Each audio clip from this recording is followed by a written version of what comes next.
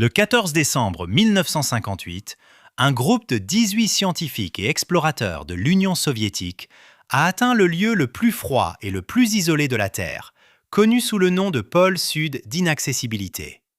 Ils voyageaient dans un convoi de tracteurs, dont l'un transportait une cabane préfabriquée de 22 mètres carrés. Dès leur arrivée, l'équipe a installé l'abri et dégagé une zone pour une piste d'atterrissage. Au sommet de leur bâtiment de recherche, ils ont également placé un buste en plastique du révolutionnaire communiste Vladimir Lénine, orienté vers le nord, afin qu'il regarde symboliquement vers Moscou. Bienvenue sur Écho du Temps, où nous explorons les vestiges inattendus de l'histoire et les récits qu'il nous conte. Préparez-vous à découvrir comment un simple buste de Lénine est devenu le témoin silencieux d'une lutte humaine contre les forces de la nature et les caprices de la politique, défiant le temps dans le lieu le plus inhospitalier du monde. Cette station de recherche soviétique, nouvellement établie, disposait de 6 mois de provisions et de carburant. Pourtant, l'expédition ne dura que 12 jours avant que la station ne soit abandonnée. Il devint évident que, même selon les normes extrêmement froides et isolées de l'Antarctique, cet endroit, avec sa température moyenne annuelle de -58 °C et son altitude de plus de 3800 mètres au-dessus du niveau de la mer, était tout simplement trop inhospitalier pour une présence humaine continue. Le pôle d'inaccessibilité est un terme géographique désignant le point le plus éloigné d'une côte dans toute masse terrestre ou étendue d'eau. Le pôle d'inaccessibilité de l'Amérique du Nord se trouve dans les Dakotas, sur des terres appartenant au Sioux-Ogallala, à plus de 1600 km de l'océan le plus proche.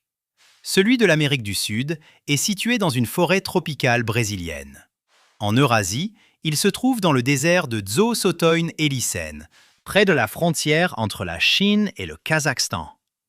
Le pôle d'inaccessibilité africain est également très proche d'une frontière internationale, le tripoint partagé par la République centrafricaine, le Soudan du Sud et la République démocratique du Congo.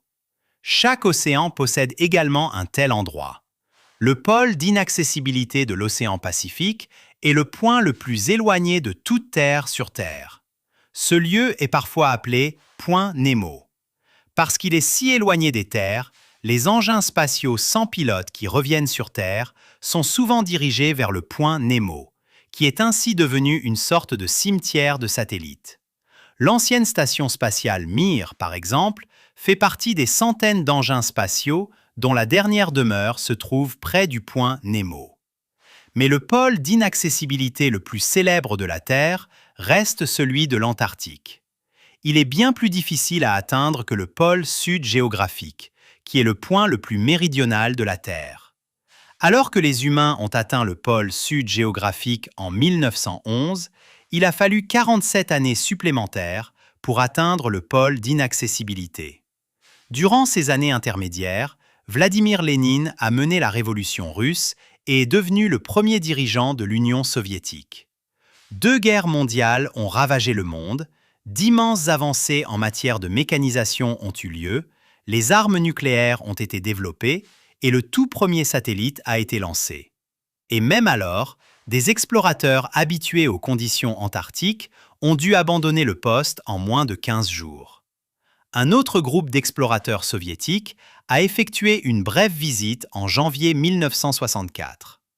Plus tard cette même année, une équipe d'Américains est arrivée à la station de recherche et y est restée plus d'1 mois. Durant cette période, ils ont apparemment repositionné le buste de Lénine pour qu'il ne fasse plus face à Moscou, mais à Washington, D.C. Puis, les Soviétiques ont visité la station très brièvement, une dernière fois en 1967, et à ce moment-là, ils ont apparemment tourné Lénine de nouveau vers Moscou. Après cela, la station de recherche, déjà partiellement abandonnée, fut totalement délaissée pendant 40 ans. Aucun être humain n'est retourné au pôle d'inaccessibilité antarctique. Au cours de ces 40 années, la plupart des nombreux bustes de Lénine à travers le monde ont été détruits ou retirés de la vue du public. Après l'effondrement de l'Union soviétique, beaucoup d'entre eux ont fini sous l'eau au large de la péninsule de Crimée. D'autres ont été fondus ou se sont retrouvés dans des décharges. Pendant ce temps, personne ne savait ce qu'il était advenu de cette station de recherche, probablement emportée par le vent, détruite non pas par une révolution, mais par les intempéries. Puis, en 2007, une expédition est retournée au pôle d'inaccessibilité. À leur approche, ils ont constaté que la station de recherche avait en effet été presque entièrement ensevelie sous 4 décennies de chutes de neige et de glace mouvantes. Et pourtant, d'une manière ou d'une autre, ce buste de Lénine, situé au point le plus haut de la structure, avait survécu. Il avait un peu jauni, mais était par ailleurs en bon état. La dernière fois que des humains l'ont visité, en 2011, le buste était toujours là, une seule intervention humaine dans ce qu'un explorateur antarctique a appelé les ténèbres blanches. Et cela m'amène au cœur de cette histoire. Je trouve cette sculpture de Lénine restante absolument magnifique, et j'essaie de comprendre pourquoi. Dieu sait que je n'ai aucun désir de la voir en personne. L'œuvre d'art elle-même n'est ni particulièrement magistrale, ni captivante.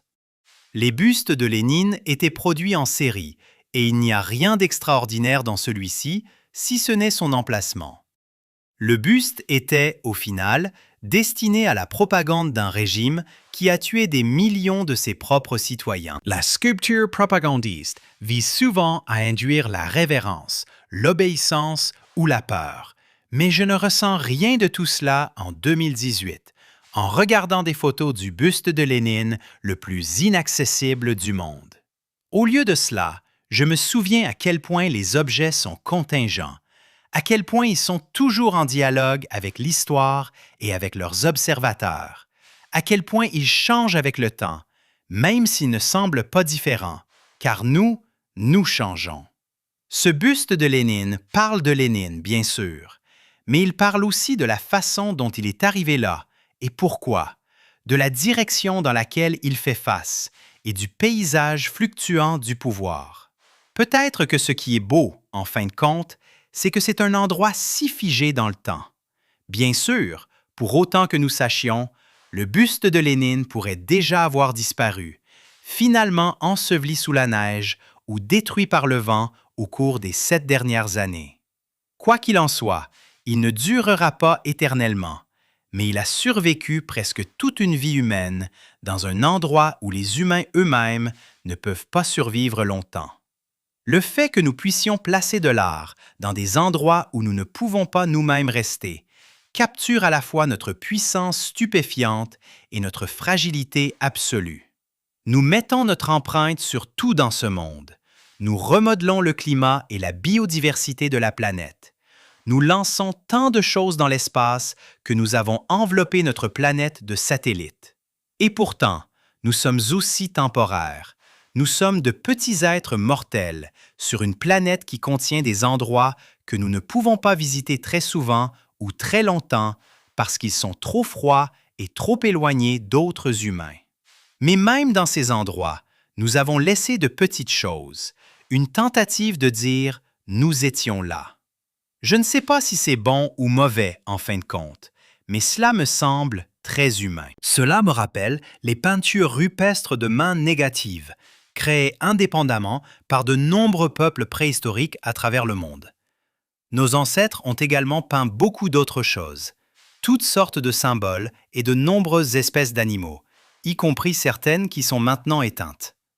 Nous ne savons pas ce que ces peintures signifiaient pour les gens qui les ont peintes ou qui les ont regardées à la lumière du feu en s'endormant. Leurs peintures pouvaient avoir une portée religieuse ou faire partie de rituels de chasse. Mais peu importe ce qu'elles signifiaient alors, elles signifient quelque chose de différent pour nous maintenant. Les anciennes peintures rupestres nous rappellent depuis combien de temps les humains font partie de l'histoire de notre planète et à quel point notre désir de créer de l'art est profondément enraciné. Le buste de Lénine, au bout du monde, n'est pas aussi ancien, bien sûr, mais lui aussi est transformé par l'histoire, tout aussi sûrement qu'il est transformé par les intempéries. Quoi qu'il en soit, j'aime imaginer que le buste de Lénine est toujours là, toujours modifié par différentes sortes de temps.